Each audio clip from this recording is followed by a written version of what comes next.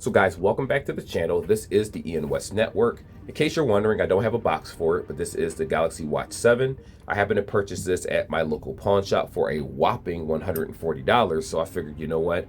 I needed a new watch. I gave my wife the Watch FE. I ended up actually, I stopped using the Ultra watch. Some stuff happened with it. Nothing bad, of course. But I wanted something smaller and a lot lighter for my wrist. It felt like I was just walking around with a brick on my wrist, which, you know, not everybody wants super heavy watches.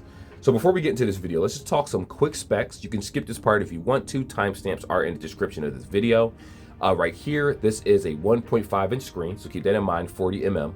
480 by 480 in terms of pixels. It is a Super AMOLED screen. You have the Exynos W1000 chip with 2 gigs of RAM, 10 watt wireless charging, because you know it has the magnetic charger on the back of the watch itself, and a 425 mAh battery. Personally, I do think that Samsung needs to do a lot better with these battery lives, which we'll talk about how bad it actually is in this video. But a little bit more specs: IP68 for dust resistance. It does blood pressure monitor, apparently EKG certified. It just has a bunch of different features in it that we're going to talk about. It does have the sapphire glass for the front. That may not mean anything to the average viewer because you're not really concerned. You just want your watch to work. And I can honestly say with 32 gigs internally and 2 gigs of RAM inside of it, it does work very, very well. You know, again, the only thing I desire personally is a better battery life, but we'll talk about most of that in this video. With that being said, let's get right into it. Not to waste any time. Let's go.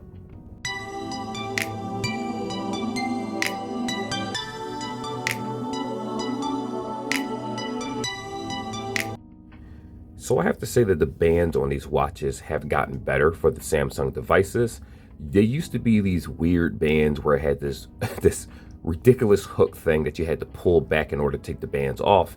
But now all you have to do is just press this button right here and kind of just wiggle it, and the band comes right off without any issues. If you place the band and you press this back into it and just fit it properly in the housing, you're basically good to go. You'll hear it actually click in, and that is how the bands are. Now, keep in mind, if you go on Amazon and you get the alternative bands from non-Samsung companies and things like that, then those bands will also work, and they'll probably end up having this press button also, or it might have the old mechanism, which is what I was talking about, that little hook thing that you pull down and take out. But so far, it's been pretty good. Very customizable and easy to switch. And I can honestly say, even if you didn't watch me do this part of the video, switching the bands would have been extremely easy. But let's be honest here. You can tell that they take after Apple more often with the quality of the bands, and I'm not mad about that at all. Now, I gotta be honest with you guys. The main reason I buy these Samsung watches is for the steps, the notifications, and things like that. But more importantly, the accuracy of the actual steps. Now, some of these watches claim that they can actually check, I guess they can let you know when your period is kind of coming for the females out there that is interested in that. But for me, obviously, I don't have to worry about that situation. And the steps have been pretty accurate for the most part. I probably do about a good 22 to 25,000 steps while I'm at work, whether I'm walking around, walking back and forth, taking my lunch breaks and things like that. I want to stay active to get the blood pumping because I'm an older man. I'm almost 40 over here. And I have to say that it does work very well. Now, the negative aspect about that is if I wear this on my wrist at work and I happen to just sit at my desk, I'm constantly moving around, typing, moving my arms back and forth, lifting things and stuff like that to point A to point B. Even if I'm sitting, sometimes it does inaccurately pick up the steps, but that's what most smartwatches do. Apple did the same thing. Motorola back in the day did the same thing with their watches.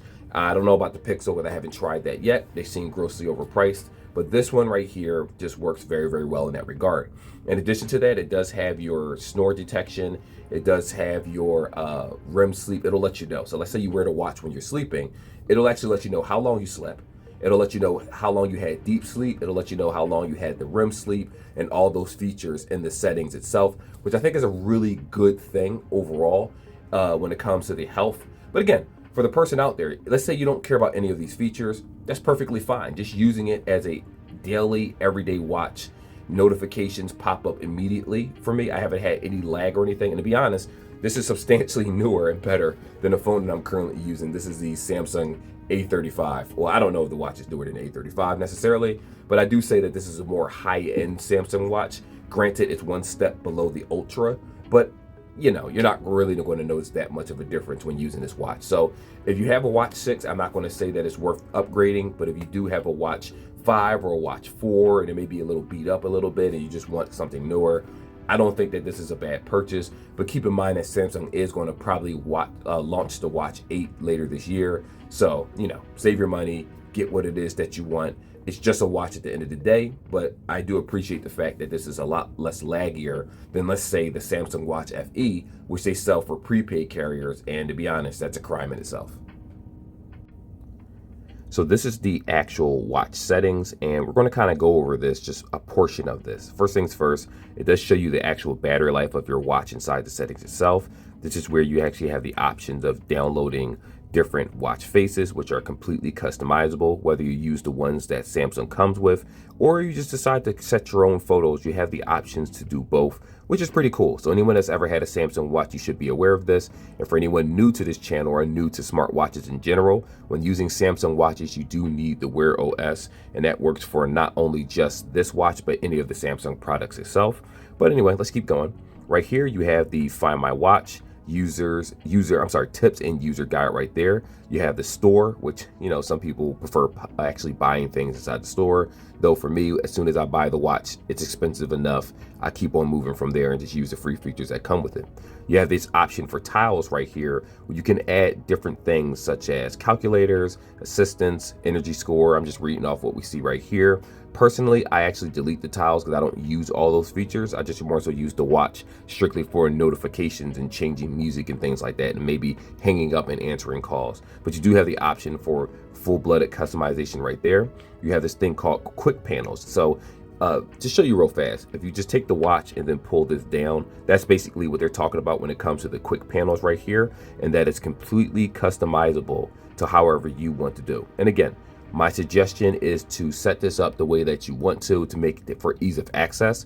Though in my experience, most people that buy these Samsung watches that are pretty much basic people like me and you, they normally just leave it alone, and as long as you know how to power it on and power it off, that's pretty much all that matters to some people. But again, the customization is there. Now, when we go to the watch settings itself, this is where it gets a little bit more interesting. If you sign into your Samsung account, you're good to go. Now, I do want to say that the process of syncing this is the same, whether you're using a Samsung device or a Motorola or some other Android device. Apple users out there, sorry guys, it seems like you guys haven't really got an update since after like the Watch Active 2 or something like that. So stick to an Apple Watch. But for everybody else, apparently you don't get all the functionality of the watch. But again, for the features that I use, I don't have any issues whatsoever.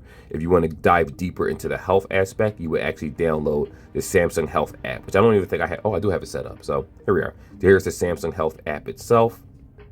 Get out of here. Before, let's see right here. Let's get back to what I was trying to do in the first place. So you have your modes, sync modes with phone. You have your notifications. You have the options to decide whether you wanted to turn on while you're wearing a watch and things like this. You have the choices of even having it where does it work when you're using it, or does it show the alerts even when the phone is in use? Personally, I normally do this where alerts shown when phone not in use, meaning the phone is locked. The alerts will pop up on my wrist. That actually helps it conserve battery, but to each their own. You do whatever it is that you want.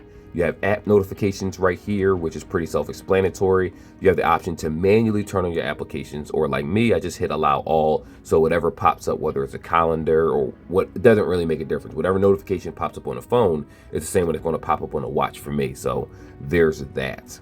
What else do we have here? Honestly, that's pretty much it for the app section. There is a little bit, there's obviously more customization, but we're just doing a broad version of this. Of course, you do have the sounds and vibrations for this particular watch. Keep in mind, if you have music on your Android device, me personally, I download my music, so I have it forever in case the internet one day goes away. And I can actually set my I can set wallpapers with photos, of course, but I also can set my own ringtones with the music that I personally own for the watch if I choose to do so. And I think that that's a pretty cool feature if we're being completely honest here. Like I said, it's the ringtones right here. You have notification tones, which are entirely different. Sound volumes, meaning interactions with dial pad, keypads, but basically everything that you had in your Samsung phone is similar to what you have on the Samsung watch when it comes to customization. And I'll go over and do all that stuff a little bit later myself.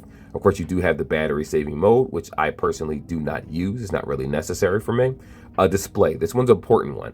Now you do have the option for always on display, which I think is an awful feature personally, primarily because it's always on and it's going to drain your battery life. I get about a day and a half to 2 days tops out of this watch when it comes to notifications and things like that. So always on display is going to make that even worse. The battery life I'm talking about is when I turn the adaptive brightness off and always display on off, and I just leave it at that. But it's really up to you as a person to decide what you want. I don't want people looking at my watch to see my display on a regular basis. I just want to be able to flip my wrist, or just tap the button, however decide to do it, and then put your hand over it to make it go back dark, and that's good enough for me. What else do we have here? Buttons and gestures. We have this right here, where you can actually use Bixby for the watch. You can double pinch and things like that if you want to turn that on in order to actually answer phone calls and things like that. I do want to also say it actually tells you about the double pinch when you go through the actual initial setup, so keep that in mind. Some of these things you don't really necessarily need, and some of them you do. Of course, you have the wallet feature, which I'm not going to put any cards on my watch. I have the tap to pay on the phone, and honestly, I think that's good enough. But for that person out there, you do have full-blooded customization. And of course, you don't have to use a mobile plan with this. You could just use it through the wearable app itself. If you do get a mobile plan, you already know that when you don't have your phone, the watch itself will ring, so keep that in mind. Input, text-to-speech, reset, accessibility, all these different options. I'm not going to go through all of that. But the point is that if you've had a previous Samsung watch, you're going to get a lot of the same features. It's just going to move a lot smoother than the previous model because of the better processor, and that's pretty much it for that regard. So if we're just talking about the overall performance of the watch, I do have to say that the battery is the worst feature on this watch. Everything else works very well. I do like the notifications, how they pop up, the accuracy of the notifications, how it's in sync with the phone. Very, very well. Some watches sometimes have a delay, especially when you do those alternative brand watches. But this one works really, really well with just everyday usage. Now, this is what I'm talking about when I say about, I'm not recording this. That's what I'm talking about when I talk about the battery life. I get about a day and a half out of this watch. I can go a full 24 hours. I probably have about maybe 30% by the time I wake up, which I will have to actually put the watch back on the charger, unfortunately. You would think that they will put a similar battery inside of this like their bigger watches have, but I'm thinking the reason why the watch life is so bad on these guys right here is because they want you to buy the 44M version or 46 or 47, whatever it is, the bigger versions, which are definitely a lot more expensive. I think the Ultra watch was like, what, $699, $700 or something like that. Even though I got mine for a measly $140 at a pawn shop, these are normally like $299, I think, regular price. And it does vary based on your carrier deals, or if you're just buying it straight out from, Samsung or Best Buy or someplace like that. That's not a very good battery life. You will have to charge this watch every single day if you're a person that has notifications on your watch, and if you're a person that works every day. Realistically, people are going to charge their watches at night, which is what I do, so I don't get much of my sleep schedule unless I purposely wear the watch anyway and then charge it as soon as I wake up, which it does take a long time for this watch to charge for some weird reason. It says like an hour and a half or so when it's at a certain percentage. I'm like, dude, this watch, why does it take that long to charge? Versus the Samsung Watch FE, which I mentioned earlier in this video, that guy charges pretty fast compared to this one. Granted, the battery life is much worse, but I also will say that, we have fast charging. Why not put fast charging in these watches? It's time to put the technology in there that we have for the regular smartwatches. Stop being lazy, Samsung. But outside of that, yeah, customization, everything works pretty well. The overall performance has been very, very good. I had minimal lag, and what I mean by that is when I power on the watch versus, using it throughout the day, I didn't have an issue where I felt like the watch was actually slowing down on a regular basis. It was just more so, when I swiped, it worked. When I woke it up to do a task, it worked perfectly fine. I might have had a missed touch here and there because of my fingers, or I might have had smudges on my fingers or something like that. But outside of that, it does work very well. Now, if you get a case for this, I will say that certain tempered glass or certain cases more so will hinder your touch on your watch. So kind of keep that in mind. My suggestion is to kind of look at some of these websites that will give you accessories. The watch's been out for a while, so it's not like you need me to tell you that, but the option is out there. So yeah, performance has been pretty good. It's just that you guys really need to do a better job of battery life. It's egregious, it's nasty. I don't know why Apple and Samsung just want to keep giving us bad battery life for their devices. It is what it is, but at the end of the day, still not a bad watch. So all in all, who is this watch for? To be honest, it's for any person that uses Samsung products. If you don't want an Ultra watch, which is a nice watch, don't get me wrong, but it's a very heavy watch, That one does have amazing battery life. I got about maybe 3 or 4 days out of my Ultra watch without having to charge it. That was an awesome experience. But it also did feel like, I was wearing a little person on my arm. I don't know the correct term. You know how people get mad about things, and I don't want this YouTube video to get flagged. But again, this is a pretty awesome watch for the asking price. Online, I've seen it for as low as about $249 or $190. I think it was $199. It might have been a different edition of the watch.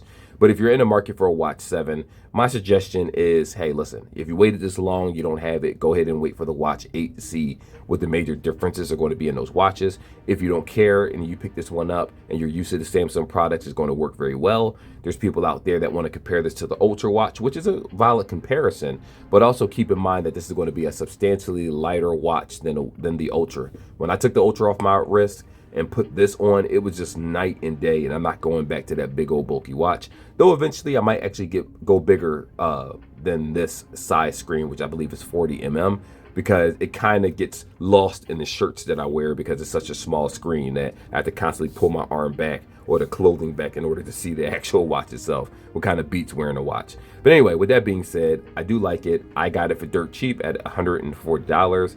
I'm not mad at it. It's going to do exactly what I need it to do, which is notifications, phone calls, and ringtones. And that's pretty much all I need. Like and subscribe like always, guys. And hopefully you enjoyed this review. Already said like and subscribe. See you in the next one.